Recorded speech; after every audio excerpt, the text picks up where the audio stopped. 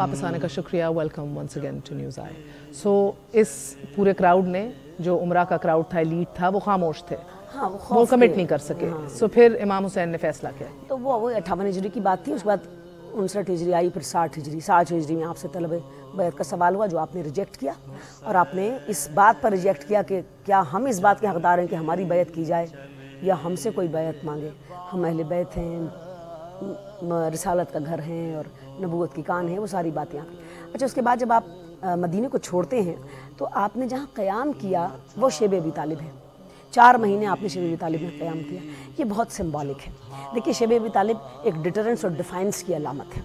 सारे कुफ़ार मक्का और कुरैशी मक्का के ख़िलाफ़ एक साइड पे वो और इधर एक साइड पे अबू जनाब अबू तालिब अपने ख़ानदान को लेकर पैगम्बर अलैहिस्सलाम की हिफाजत के लिए आपने 1-2 दिन नहीं 3 साल तक ऐसी डिफाइंस का मुजाहरा किया कि फ्रस्ट्रेट हो गई कुफ़ार कुरैश उस डिफाइंस और उस डिटर्मिनेशन के आगे। तो इमाम हुसैन अलैहिस्सलाम ने सिंबॉलिकली जाकर 4 महीने शेब अबी तालिब में क़याम किया, ये बताने के लिए कि ये इस ख़ानदान का एक बहुत बड़ा इम्तियाज़ है कि वो कभी भी असूलों पर सौदाबाजी नहीं करते। कल पैगम्बर इस्लाम और इस्लाम की तालीम को बचाने के लिए जिस तरह मेरे आबा और अजदाद आकर इस दर्रे में ठहरे, दोबारा अगर ये कुर्बानी ना दी जाती, करबला का वाक़या ना होता, तो क्या होता? इस्लाम का नाम रह जाता। कभी आपने देखा है एक अखरोट की शक्ल जिसमें कोई कीड़ा लग जाए? बज़ाहिर बिल्कुल ठीक लगता है ना अखरोट, अंदर से खोखला, लेकिन जब उसको तोड़ा जाए तो उसमें सिर्फ जाला होता है, बाहर से पता ही नहीं चलता। ये ऐसा जाला, ऐसा कीड़ा, ऐसी दीमक इस्लाम को लग चुकी थी कि अगर इमाम हुसैन अलैहिस्सलाम उस वक्त वो कारी ज़रब न लगाते अपनी शहादत के ज़रिए से, लोग इतने, अब ये देखिए, मायूस, इतने बुज़दिल, इतने कमज़ोर हो चुके थे और इतने खौफज़दा थे कि उनको एक ऐसी झंझोड़ की ज़रूरत थी कि वो उठकर खड़े हों, कि वरना तो इस्लाम का नाम ही ख़त्म हो जाता। वो अखरोट की शक्ल देख देख के खुश होते रहते कि इस्लाम मौजूद है, लेकिन हकीकत में इस्लाम का जो स्पिरिट थी वो तो ख़त्म हो जाती। इमाम हुसैन अलैहिस्सलाम ने, देखिए, इस शहादत के लिए दूर दूर पैगाम भेजा कि आओ हमारे साथ शामिल हो जाओ। कोई ये नहीं कह सकता कि उसे पता नहीं था। हाँ, बाकी सारे लोग जो थे वो एहसास ज़िम्मेदारी को उस लेवल पर महसूस नहीं कर रहे थे जो इमाम हुसैन अलैहिस्सलाम एहसास ज़िम्मेदारी को महसूस कर रहे थे। और आप क्यों कर रहे थे? हुसैन मिन्नी वना मिनल हुसैन, हुसैन मुझसे है और मैं हुसैन से हूँ। पैगम्बर अलैहिस्सलाम का अज़ीमुश्शान खिताब और आपका इरशाद। तो आप देखिए, पैगम्बर अलैहिस्सलाम की उस नबी तो कोई और नहीं आना था ना। अगर इमाम हुसैन अलैहिस्सलाम ये तहरीक न बर्पा करते तो नबूवत ख़त्म हो चुकी थी और कोई नया नबी आकर उसको दोबारा रिवाइव नहीं कर सकता था। तो आपने अपनी शहादत की ज़र्ब से उस पैगाम को ज़िंदा किया और लोगों को झंझोड़ कर रख दिया कि क्या वो इस्लाम है और क्या वो पैगाम है और क्या मोहम्मद का वो जो असूल सजदे की अहमियत, जिसके लिए इमाम हुसैन जैसी कीमती हस्ती अपनी जान कुर्बान करती है, फिर अपनी नहीं, अपने बच्चों की, अपने भाइयों की, अपने पूरे ख़ानदान की आपने कुर्बानी को पेश किया। देखिए, अगर आपका मकसद फ़कत लड़ना होता और शहादत ना होती, तो जब ज़ुहस्तम की पहाड़ियों पर हुर कर लश्कर आया तो जनाब ज़ुहैर इब्न क़ैन ने कहा कि फ़र्ज़ंद रसूल, ये तो प्यासा थका हुआ लश्कर है, 2 मिनट में इसे साफ़ कर देते हैं, निकालते हैं हम तलवारें। आपने कहा नहीं, मेरा मकसद जंग करना नहीं है, मेरा मकसद तो एक बहुत अजीम है कि मैं सच और झूठ को अलग करना चाहता हूँ, हक़ और बातिल को अलग करना चाहता हूँ और अपने नाना के उस अजीम पैगाम को हमेशा के लिए ज़िंदा करना चाहता हूँ कि जो अदालत और इंसाफ पर जिसका फोकस है। देखिए, इमाम हुसैन अलैहिस्सलाम ने किसी चीज़ के लिए जद्दोजहद नहीं की। इसके एक्चुअल इफेक्ट्स कब नुमायां होना शुरू? फ़ौरन बाद शहादत इमाम हुसैन अलैहिस्सलाम, फ़ौरन। देखिए, अभी 11वीं मुहर्रम थी और काफ़िला निकला कैद करके रसूल ज़ादियों को। ज़रा तस्वुर कीजिए, मैं कूफा लेकर गए ना पहले, तो दरबार में, और फिर पहले बाज़ार में। तो जनाब ज़ैनब सलामुल्लाह अलैहा की वो तकरीर, जनाब उम्मे कुलसूम की तकरीर, जनाब फ़ातिमा बिन्त इमाम हुसैन अलैहिस्सलाम की तकरीर, इमाम ज़ैनुल आबिदीन अलैहिस्सलाम की तकरीर, ये 4 तकरीरें बाज़ार में हुई। और आपने उन अहले कूफा को जिन अल्फाज से उनको रिप्रेजेंट किया और जो वाक़ई करबला आपने सुना आया उन 4 हस्तियों ने, तो हैरान कुन, अच्छा, लोगों को भी नहीं मालूम था कि हुआ स्विफ्टली इतना कुछ हो जाएगा और इमाम हुसैन इस्लाम के कत्ल पर बात चली जाएगी। लोग ज़हनी तौर पर इस बात के लिए तैयार नहीं थे। तो सारा बाजार होने लगा एहसास निदामत और शर्मिंदगी से। आंखें नहीं उठती थी लोगों की कि हमने औलादे रसूल के साथ ही तमाशा कर दिया और हम उनकी पुष्ट पनाही पर नहीं खड़े हो सके।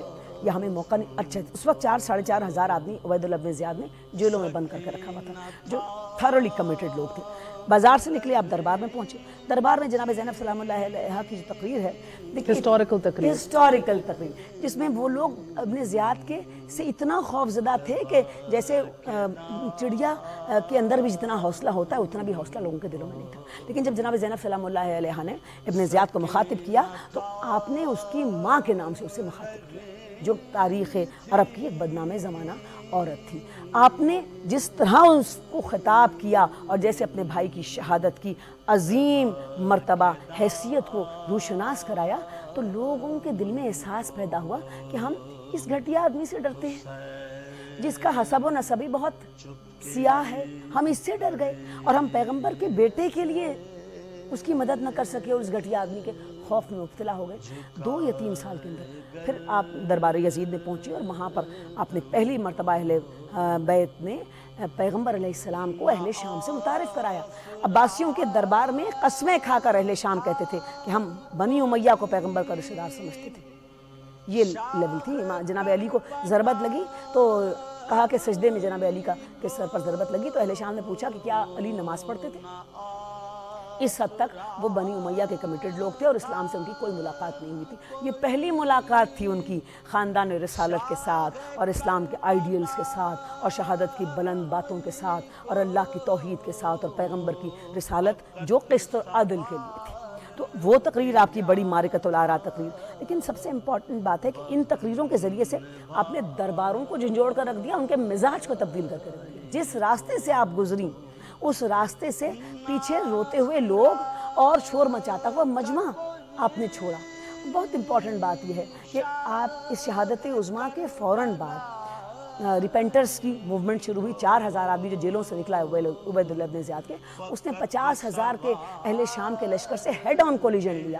ان میں سے کوئی بھی زندہ بچ کر واپس نہیں جانا چاہتا تھا اور وہ کہتے تھے کہ ہم پر یہ داغ لگ گیا کہ ہم اہل کوفہ ہیں اور ہم امام حسین علیہ السلام کی مدد نہیں کی اور ہم ان کو چھوڑ گئے تو ہم اپنے خون سے یہ داغ دھوئیں گے. تو صرف 7 یا 8 آدمی وہ 4,000 کے لشکر میں سے بچ کر واپس کوفے آئے تھے. باقی سب نے اپنی جانیں دے دی تھی.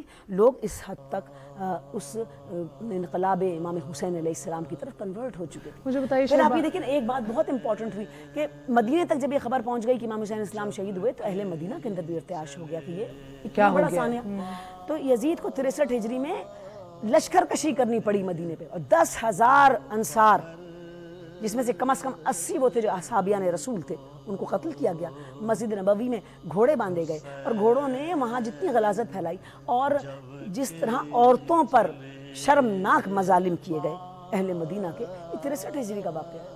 تو کچھ تو ہوا ہوگا نا مدینے میں کہ جو اتنی آئرن ہینڈ کے ساتھ اس کو. تو یہ پاور سٹرگل ورسز ایک انصاف اور عدل کی جنگ.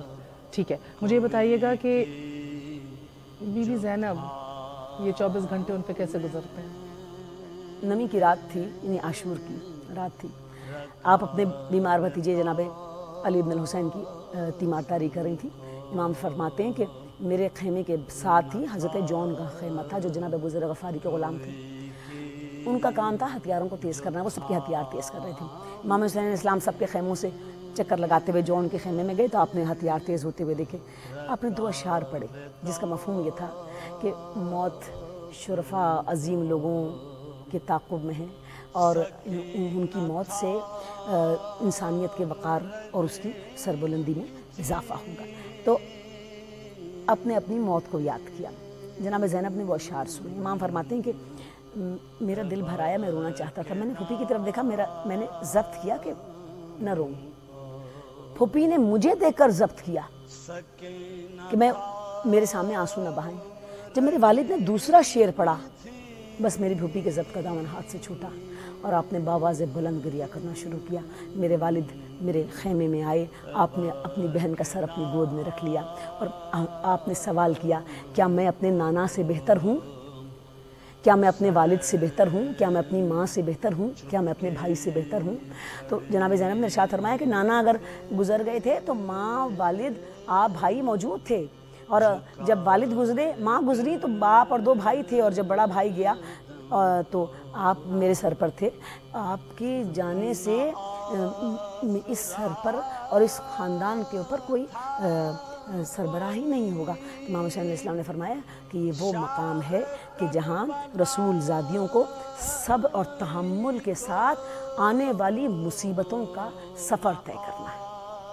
آپ نے رونے دیا اپنی بہن کو، اور اس یقین کے ساتھ جناب زینب دیکھیے اس کے بعد پھر نہیں روئی، آپ کو رونے کی فرصت ہی نہیں ملی۔ آپ کا کام تو پھر امام حسین علیہ السلام کی شہادت کے پیغام کو لے کر آگے بڑھنا تھا۔ امام حسین علیہ السلام نے پورے تحمل سے جناب زینب کو رونے دیا، روتے رہے۔ اور پھر آپ نے دیکھیے جب آپ خیمے سے باہر نکلے، آخری آپ کی جب سواری، آپ شہادت کے لیے جا رہے تھے عصر عاشور کے قریب، تو آپ نے فرمایا استعدوا للبلاء واللہ حافظکم وحامیکم، بلا و مصیبت کے برداشت کرنے کے لیے تیار ہو جاؤ۔ تمام خواتین کے آپ نے نام لیے، اپنی بہنوں کے، بھاوجوں کے، اپنی ازدواج کی، اپنی بیٹیوں کے، اصحاب کی بہنوں بیٹیوں اور ان کی ازدواج کے، خاندان بنی ہاشم کی عظیم خواتین کے، جو بھی سب وہاں موجود تھیں۔ اور پھر فرمائے استعدوا للبلاء واللہ حافظکم وحامیکم، بلا و مصیبت کو برداشت کرنے کے لیے تیار ہو جاؤ، یقین رکھو خدا تمہارا حافظ، حامی اور تمہارا مددگار ہے۔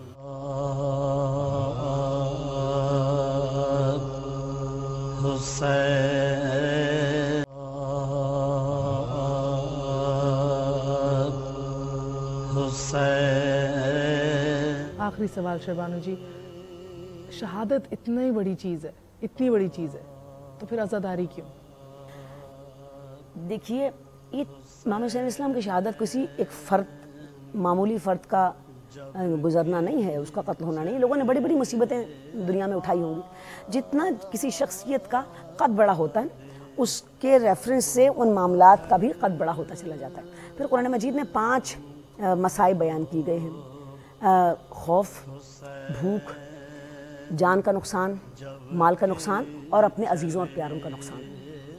وَلَنَبْلُوَنَّكُمْ بِشَيْءٍ مِّنَ الْخَوْفِ وَالْجُوعِ، یہ لوگوں کے جب یہ مصائب پڑتے ہیں لوگوں پر، یہ پڑے تو کسی پر 1 پڑا، کسی پہ 2 پڑا، یا 2 بھی پڑے تو ایک بیچ میں ایک رسپائٹ کا پیریڈ تھا۔ امام حسین علیہ السلام ایک وقت میں، ایک ہی مدت میں 5 مصائب کو آپ نے جس میگنینمٹی آف ہارٹ کے ساتھ اور جس شعور کے ساتھ، سب سے امپورٹنٹ بات یہ ہے، دیکھیے شعور، امام حسین اسلام کا سر کسی نے زبردستی، کسی میں مجال نہیں تھی۔ آپ ولید کے دربار سے نکلے تو مروان نے کہا کہ ولید انہیں جانے نہ دو، ابھی سر کاٹ لو پھر یہ ہاتھ نہ لگیں گے، تو آپ نے جلال کے عالم میں آواز بلند کی اور کہا کہ کس کی مجال ہے جو میرا سر اتار لے۔ آپ کا سر کاٹا نہیں گیا، آپ نے سر راہ خدا میں دیا۔ اور دیکھیے دینا اور اتارنے میں بڑا فرق ہے۔ اور جس وقت امام حسین علیہ السلام نے سر اپنا سجدے میں رکھا، آپ اپنے شعور کی معراج پر تھے، گوشہ چشم اٹھایا آپ نے، قاتل آپ کے سینے پر سوار تھا اور آپ نے اپنے اللہ کو مخاطب کیا، الہی قد وفیت بعہدی اوفوا بعہدک کا، پروردگار میں نے اپنا وعدہ پورا کیا تو اپنا وعدہ پورا کیا۔ تو وعدہ کیا تھا امام حسین علیہ السلام کا؟ آپ کا وعدہ قسط اور عدل کا نفاذ تھا۔ دیکھیے اس شہادت کے ذریعے سے امام حسین علیہ السلام نے کمزور سے کمزور تر آدمی کو اس بات کا سبق دے دیا کہ مٹیریلسٹک سپورٹس امپورٹنٹ ضرور ہوتی ہیں، لیکن اگر وہ نہ ہوں تو آپ ہاتھ پر ہاتھ دھر کے ظلم کو قبول نہ کیجیے۔ جو بھی آپ کے پاس وسائل ہیں اس سے آپ ایک بار ظلم سے ٹکرائیے ضرور۔ یہ ریپیٹ کر کے یاد دلانے کے لیے امپورٹنٹ ہے۔ قرآن مجید میں کہا کہ آپ ایام خدا کو یاد دلائیں جہاں صابروں اور شاکروں کی نشانیاں چھپی ہوئی ہیں۔ تو ان کو دیکھیے، جناب ہاجرہ بھاگی بچے کے پانی کے لیے، صحیح آج تک صحیح کرتے ہیں، کیوں؟ ایک ماں کی محبت، اطاعت خدا کی اور اس صبر کی کیفیت کو یاد کرنے کے لیے۔ امام حسین علیہ السلام کی اس شہادت کو اس لیے یاد کیا جاتا ہے کہ بے سر و سامانی کے عالم میں قسط اور عدل کی آواز ایک استعارہ بن کر جب تک کائنات اور دنیا موجود ہے اس وقت تک یہ آواز امام حسین علیہ السلام کے ریفرنس سے بلند ہوتی رہے۔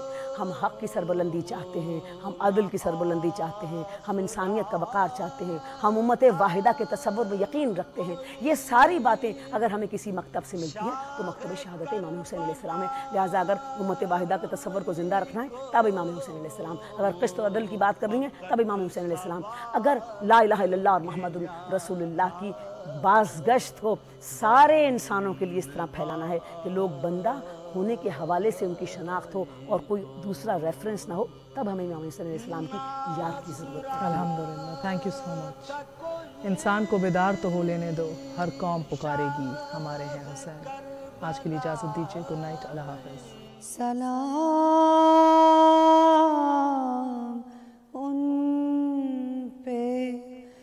جنہیں شرم کھائے جاتی ہے،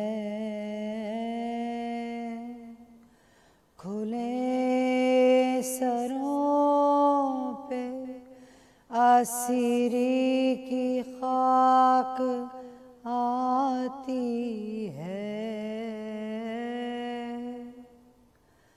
سلام ان پہ جو زحمت کش سلاسل ہے، مصیبتوں میں امامت کی پہلی منزل ہے،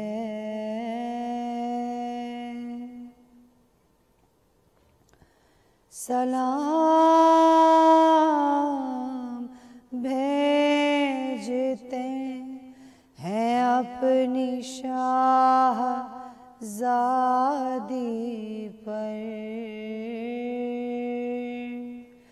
کہ جس کو سونپ کر جاتے وقت گھر سرور،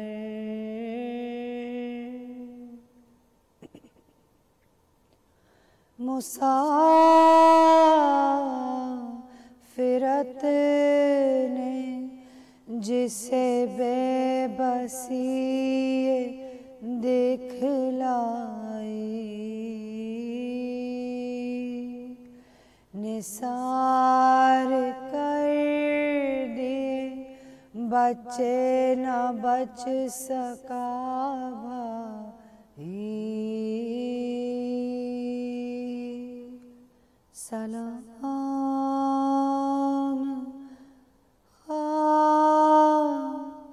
نشینوں پہ سوگواروں کا،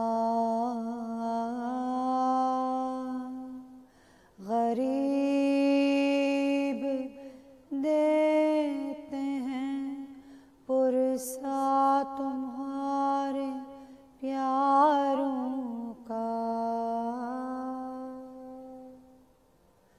سلام ان پہ جنہیں شرم کھائے جاتی ہے، کھلے سروں پہ اسیری کی خاک آتی ہے، اسیر ہو کے جسے شامیوں کے نرغے میں حسینیت ہے سکھانا علی کے لہجے میں،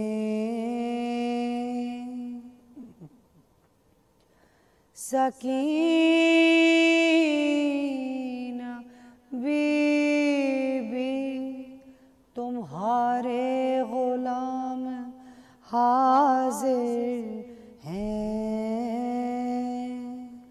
بجھے جو پیاس تو اشکوں کے جام حاضر ہیں، یہ سن یہ حشر یہ صدمے نئے نئے بھی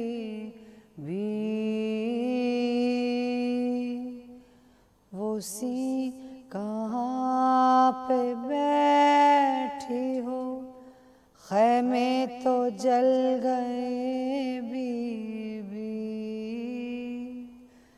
یہ سن یہ حشر یہ صدمے نئے نئے بھی کہاں پہ بیٹھی ہو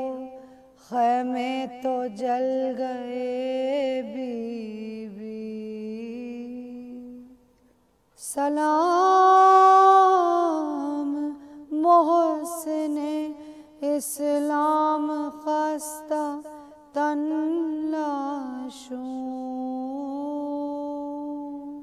سلام تم پہ رسول و بطول کے پیاروں، بچے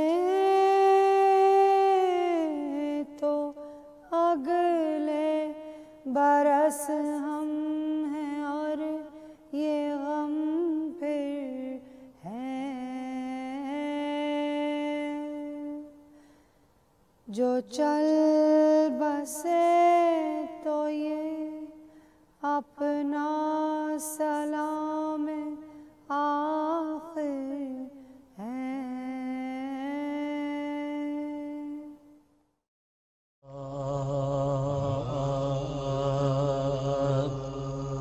حسین جب کہ چلے بسم اللہ الرحمن الرحیم۔ السلام علیکم، آپ دیکھ رہے ہیں نیوز آئے، میں ہوں مہر عباسی۔ انسانی تاریخ کا ایک عظیم واقعہ، انصاف اور عدل کے حصول کے نئے ڈائمنشنز جس نے متعارف کروائے۔ امام حسین کی عظیم قربانی کے پیچھے وجوہات کیا تھیں؟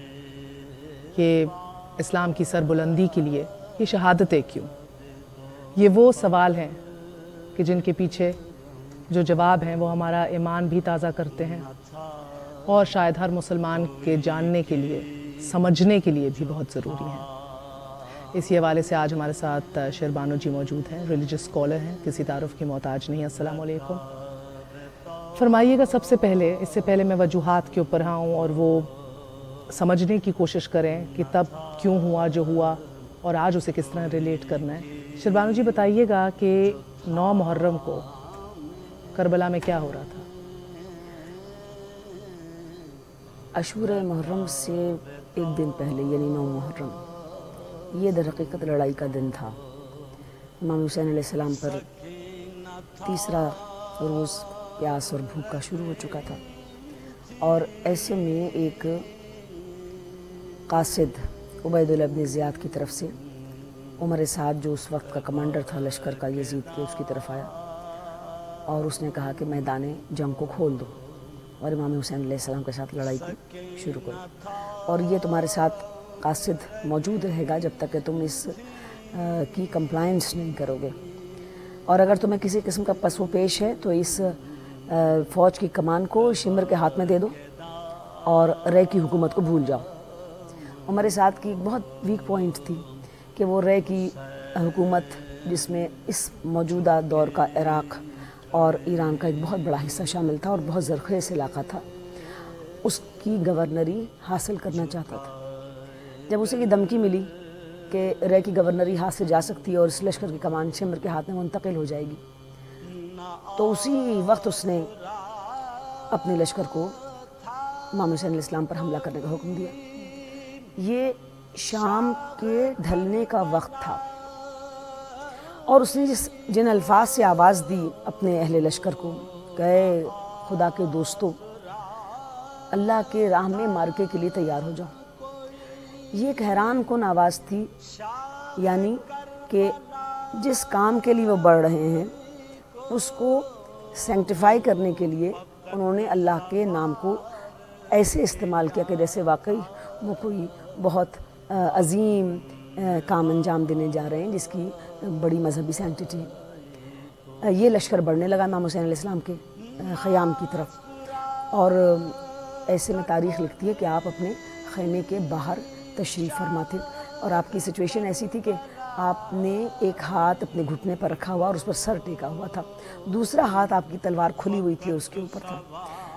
لشکر آگے بڑھنے لگا۔ جناب زینب نے لشکروں کے بڑھنے کی اور گھوڑوں کی آوازوں کو سنا تو آپ بے اختیار دروازے پر آئیں خیمے کے، تو آپ نے دیکھا کہ جیسے سمندر کی لہریں امنڈتی ہیں اس طرح لشکر امنڈ امنڈ کے آپ کے خیام کے بالکل قریب پہنچ رہا ہے، اور دوسری نظر آپ کے اپنے بھائی پر گئی کہ بھائی تو بالکل خاک پر بیٹھے ہوئے اور سر انہوں نے گھٹنے پر رکھا ہوا اور ایک عجیب سوچ میں جیسے نیند کسی کیفیت ہے۔ انہوں نے بھائی کے کندھے پر ہاتھ رکھا اس سے امام حسین علیہ السلام نے سر اوپر اٹھایا تو آپ نے اشارہ کیا بھائی اس طرف دیکھیے. تاریخ لکھتی ہے کہ امام حسین علیہ السلام نے اس بڑھتے ہوئے لشکر کو اس سمندر کی ان لہروں کی طرح اس کی طرف دیکھا اور بالکل بھی اس کا امپریشن نہیں لیا, اور ریاکشن, کوئی امپریشن ہی نہیں لیا اس لشکر کے بڑھتے ہوئے قدموں کا. اور آپ نے اسی اطمینان اور بہت ہی سکون کے ساتھ اپنی بہن کو خطاب کیا کہ بہن میں اپنے نانا سے باتیں کر رہا تھا. یعنی حالت نیند اور خواب میں آپ پیغمبر علیہ السلام آپ سے مخاطب تھے اور آپ پیغمبر علیہ السلام سے مخاطب تھے. تو ایک عجیب اطمینان آپ اس واقعے کو بتانا چاہ رہے ہیں اپنی بہن کو. تو جناب زینب نے پھر دوبارہ اشارہ کیا بھائی وہ لشکر بڑھ رہا ہے. پھر اس وقت آپ نے اپنے بھائی جناب عباس, اپنے دوستوں مسلم ابن اوسجا, حبیب ابن مظاہر, زہیر ابن قین, ان لوگوں سے کہا کہ معاملہ کیا ہے, شام کے وقت تو کبھی بھی جنگ نہیں شروع کی جاتی, ان سے پوچھو. اور جب انہوں نے جا کر سوال کیا, پوچھا کہ کیوں شام کے اندھیرے بڑھ رہے ہیں اور ایسے میں تو جنگ کو موقوف کیا جاتا ہے, تو آپ نے یہ کون سی لڑائی شروع کی ہے؟ تو انہوں نے کہا کہ ہمیں حکم ہے کہ ہم ابھی اس جنگ کو شروع کریں. عمر سعد نے تو پہلا تیر خیام امام حسین علیہ السلام کی طرف اس قاصد کو دکھانے کے لیے چلایا کہ گواہی دینا کہ پہلا وار جو تھا وہ میں نے کیا امام حسین علیہ السلام کی طرف. جب آپ کو یہ معاملے کا پتہ چلا تو آپ نے کہا کہ ہمیں ایک رات کی مہلت دی جائے تاکہ ہم اس رات کو خدا کی عبادت میں اور تلاوت قرآن میں بسر کر سکیں. در حقیقت امام حسین علیہ السلام مہلت لینا نہیں چاہتے تھے بلکہ مہلت دینا چاہتے تھے ان تمام آنکھوں کو کہ جو آپ کے سامنے موجود تھیں, جن کو آپ اپنی عظمت, بلندی اور اپنے اس نسب سے بار بار آگاہ کر رہے تھے جو جناب رسول خدا کا تھا, اور اپنے پیغام سے, جو پیغام رسالت کے گھر سے نکلا ہوا پیغام تھا, جو سارا کا سارا کتاب خدا کے اوپر جس کی فوکس تھی.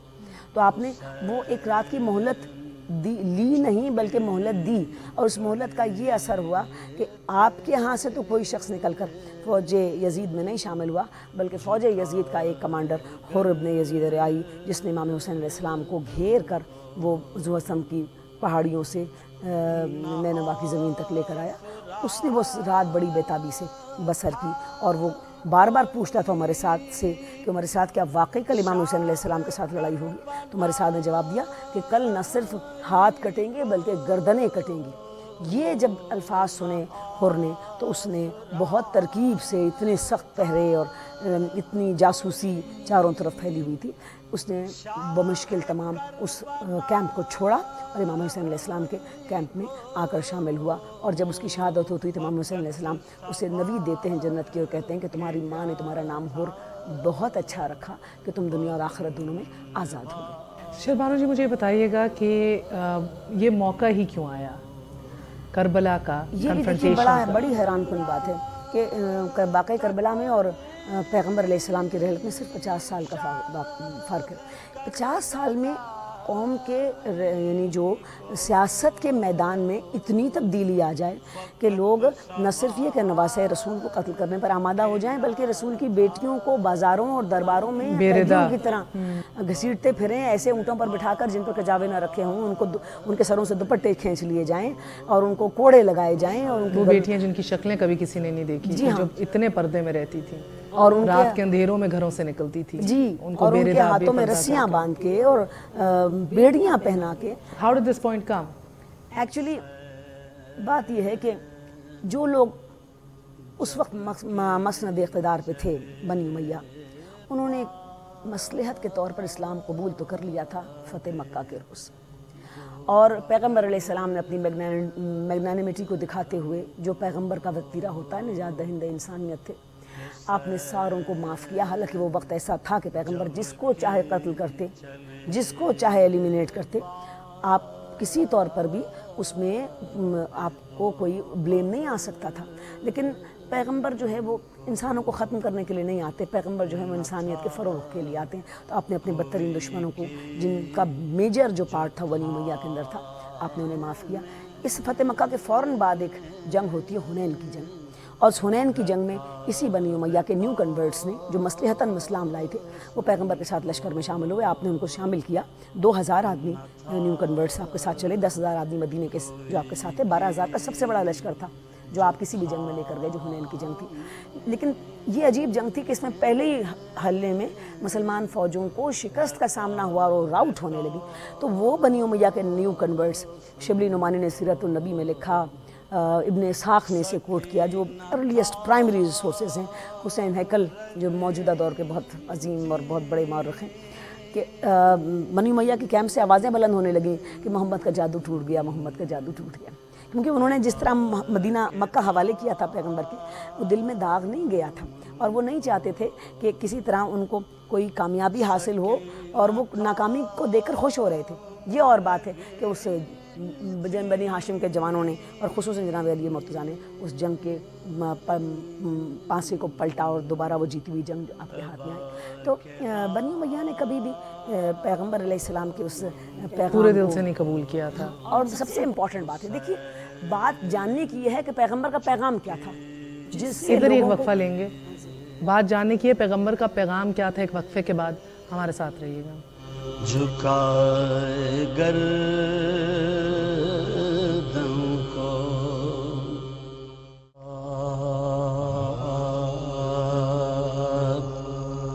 حسین۔ واپس آنے کا شکریہ۔ کیا یہ اقتدار کی جنگ تھی؟ امام نے بیعت کیوں نہیں لی؟ فلسفہ شہادت کیا تھا؟ یہ سب کچھ سمجھنے کی کوشش کر رہے ہیں۔ سو شیربانو جی، آپ بنی امیہ نے کبھی بھی دل سے قبول نہیں کیا اسلام۔ 50 سال کے اندر رسول پاک صلی اللہ علیہ وسلم کی وفات کے بعد اتنا بڑا مسلم امہ میں چینج کیسے آ گیا کہ ان کے خاندان کو، ان کے بیٹوں کو، نواسوں کو، ان کی نواسیوں کو سر قلم نہیں صرف نیزے پہ اٹھا کے اسلامک تاریخ میں پہلی دفعہ نیزے میں لگا کے نمایاں کیا گیا شام کے بازاروں میں عورتوں کو لے کے؟ واٹ ہیپنڈ ایگزیکٹلی، میں یہ سمجھنا چاہ رہی ہوں۔ بات یہ ہے کہ جب پیغمبر نے یہ پیغام پیش کیا لا الہ الا اللہ کا، تو کہا کہ قولوا لا الہ الا اللہ تفلحوا، لا الہ الا اللہ کہو فلاح پاؤ۔ یہ بڑی سمپل بات نہیں تھی۔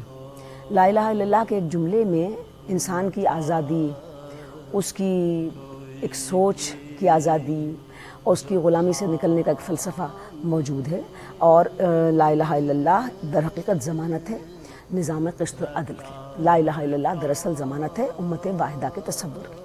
تو تمام پیغمبر اس پیغام کو لے کر آئے، اور آخری پیغمبر نے تو بہت زیادہ جانفشانی کے ساتھ اس پیغام کو پیش کیا۔ یہ عرب جن پر آپ یہ پیغام کی آپ تبلیغ کر رہے تھے، یہ بہت سمجھدار اور بہت عقل مند لوگ تھے، اور اتنی ان کے اندر ہوشیاری اور سمجھداری تھی کہ نشان قدم دیکھ کر یہ پہچانتے تھے کہ جو گزر کر گیا ہے وہ کون تھا، وہ خوش تھا یا وہ غمگین تھا۔ اچھا، یہ ان کی لیول تھی ہوشیاری اور عقل مندی کی۔ تو وہ سمجھ رہے تھے کہ پیغمبر فقط لا الہ الا اللہ کر کے چند نمازیں پڑھوانا اور چند رسومات و عبادات کی شکل میں، یہ پیغمبر کا مقصد نہیں ہے۔ پیغمبر نے جب لا الہ الا اللہ کہا، تو اگر آپ قرآن مجید کی ریویلیشنز پر نظر ڈالیں تو مکے میں جتنی صورتیں نازل ہوئیں وہ ساری بہت چھوٹی چھوٹی صورتیں ہیں، اور بہت کرسپ اس کے اندر پیغام ہے، اور وہ بہت چھوٹی صورتوں کا جو دستہ ہے اس میں جو مین فوکس ہے، چاہے وہ سورہ ماعون کو لے لیجئے، سورہ فجر کو لے لیجئے، سورہ ہمزہ کو لے لیجئے، سورہ تکاثر کو لے لیجئے، ساری کی ساری صورتیں ون پوائنٹ ایجنڈا پر ہیں کہ قسط اور عدل کا نظام نافذ ہونا چاہیے۔ اور جو لوگ کانسنٹریشن آف ویلتھ میں بلیو کرتے ہیں، ان کو جو ہے وہ مساوات اور ڈسٹریبیوشن آف ویلتھ کی طرف جانا پڑے گا۔ جس طرح آپ نے غلامی کے انسٹیٹیوشن کو شروع کر دیا ہے، اس غلامی کے انسٹیٹیوشن کو ختم کرنا پڑے گا۔ انسان کی برابری جو ہے وہ ہوگی، سوچ اور پوری طرز زندگی میں تبدیلی۔ بالکل، دیکھیں نا پورا اسٹیٹس کو پیغمبر ہلانے کے لیے آئے تھے، تو وہ سمجھ گئے تھے کہ لا الہ الا اللہ عبادتیں کرنے کا نام نہیں ہے، یہ تو پورا ایک فلسفہ حیات ہے۔ لہٰذا انہوں نے اس کو قبول نہیں کیا۔ ہر کوشش کی انہوں نے، وہیمنٹ کوشش کہ اس کو سپریس کیا جائے۔ جب اس میں ناکام ہو گئے تو آخر انہوں نے فتح مکہ کے اندر دن پیغمبر کے سامنے مصلحتاً خاموشی اختیار کر لی، کیونکہ یہ بھی ایک طریقہ ہوتا ہے کہ جب آپ لڑتے لڑتے تھک جائیں اور آپ کو کوئی کامیابی حاصل نہ ہو تو فرسٹریشن میں پھر آپ یہ سوچتے ہیں کہ چلو اس اسٹریم میں شامل ہو جائیں، شامل ہو کر ہو سکتا ہے کہ اندر ہم کوئی ایسا نقصان پہنچا لیں، اپنے اہداف حصول کر لیں۔ اچھا دیکھیں، بنی امیہ کے ہاتھ جب حکومت لگ گئی تو انہوں نے ایک عجیب قسم کے ظلم اور تشدد کا نظام پیدا کیا۔ پھر اس نبوت کی قائم کی ہوئی اس ریاست کو، جسے مدینہ کی ریاست کہتے ہیں، میثاق مدینہ، ایک ایسا ڈاکیومنٹ ہے کہ جو کسی بھی ریاست کے لیے جسے فرسٹ کانسٹیٹیوشن، لیٹس سے، اور اس سے خوبصورت بات کسی بھی آئین کے لیے نہیں کی جا سکتی جو میثاق مدینہ پیغمبر نے لکھا. تو وہ لوگ نہیں چاہتے تھے کہ یہ چیزیں قائم اور دائم رہیں. دیکھیے جو یزید کی ولی عہدی کا ایشو ہے اس میں سارے مسلمانوں کی مقتدر شخصیات جو ہیں وہ اس کی مخالف تھیں. ام المومنین حضرت عائشہ اس کی مخالف تھیں, جناب عبد الرحمن بن ابو بکر اس کے مخالف تھے, سعد بن ابی وقاص اس کے مخالف تھے, عبد الرحمن بن خالد بن ولید اس کے مخالف تھے, عبداللہ بن عمر اس کے مخالف تھے, عبداللہ بن زبیر اس کے مخالف تھے. یہ سارے لوگ اس کے مخالف تھے. لیکن امیہ ڈائناسٹی کی اور اس رول کی یہ اس طرح کہ آپ یہ اپنے بعد اپنے بیٹے کو جانشین بنائیں اور امت پر آپ کسی کو مسلط کریں, ایک ایسا شخص جس کی سر عام یہ شہرت ہو کہ وہ بندروں اور کتوں سے کھیلتا ہے, شراب خوری کرتا ہے, اور اس کے حرم میں ماں بیٹی اور سلیو گرلز کا کوئی فرق موجود نہیں ہے, اور اس کی جو بھی تاریخ میں بدترین یہ ساری شخصیات خلاف تو تھیں, بالکل خلاف تھے. لیکن 58 ہجری تک ان میں سے بیشتر شخصیات کی موت واقع ہوئی. اور اگر ہم تاریخ کے طالب علم کی طرح ان حقائق کو ڈھونڈنے بالکل ایک طالب علم کی حیثیت سے, تو ہمیں ان ساری موتوں میں سوائے عبداللہ بن زبیر اور عبداللہ بن عمر کے ساری اموات جو ہیں مسٹیریس ملے گی. اچھا, اب ان میں بھی 3 آدمی رہ گئے, عبداللہ بن عمر, عبداللہ بن زبیر اور امام حسین علیہ السلام, جس کے لیے یزید کے والد کی اس کو سخت ترین نصیحت تھی کہ پہلے 2 اشخاص سے اتنا خطرہ نہیں ہے, حسین سے خطرہ ہوگا, ان کو آپ اپنے نواسہ رسول سے خطرہ ہوگا, لیکن یہ حسین ابن علی ہیں جو تجھے کبھی بھی اس پوزیشن پر ایکسیپٹ نہیں کریں گے, جہاں موقع ملے تخت پر بیٹھتے ہی ان کا سر اتار لینا. امام حسن نے تو بیعت لے لی, انہوں نے تو ایگریمنٹ کی نہیں. امام حسن علیہ السلام نے بیعت نہیں کی تھی, وہ ایک صلاح تھی, ایگریمنٹ تھا. اس ایگریمنٹ کی یہ شرط تھی کہ معاویہ بن ابو سفیان اپنے بعد کسی کو حاکم مقرر نہیں کریں گے, اور یہ حکومت دوبارہ امام حسن علیہ السلام کی طرف پلٹے گی. لیکن امام حسن علیہ السلام کی